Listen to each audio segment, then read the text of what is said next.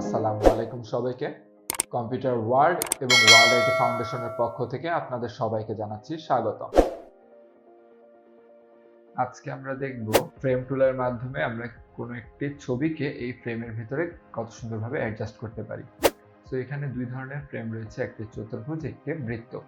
এখান থেকে আমরা চতুর্ভুজটি নিলাম। চতুর্ভুজটি নেওয়ার পরে আমরা যে কোনো একটি ছবিকে আমাদের ফোল্ডার থেকে নিয়ে এসে যদি এই ছবির উপরে ড্র্যাগ করে ছেড়ে দিই, তাহলে এই ছবিটি আমাদের ঠিক এই ফ্রেম বরাবর অ্যাডজাস্ট হয়ে যাবে। এখন আমরা যদি আবার চাই এখান থেকে ওকে মুভমেন্ট করাতে, তাহলে এখান থেকে ফ্রেমটাকে ধরে আমরা ফ্রেমটাকে মুভমেন্ট করাতে পারবো। এখন দুজনকে সিলেকশন করে আমরা মুভমেন্ট করাতে চাইলে মুভমেন্ট করিয়ে রাখলাম।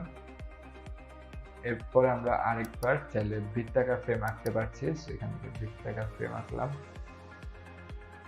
বৃত্তাকার ফ্রেম আঁকানো হলো। এরপরে যদি আমরা সিমিলারলি সেম ছবিটি এর ভিতরে অ্যাপ্লাই করতে চাই, এখান থেকে ড্র্যাগ করে এনে যদি আমাদের এই ফ্রেমটার উপরে ক্লিক করে ছেড়ে দিই, তাহলে আমাদের এই ছবিটি একদম অ্যাডজাস্ট হয়ে যাবে ঠিক এই সার্কেলের ভিতরে।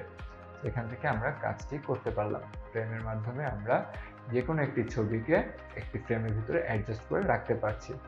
এইভাবে আমরা করতে পারলাম, একটি ফ্রেমের ভিতরে যে কোনো একটি ছবিকে অ্যাডজাস্ট করে ফেলতে পারলাম।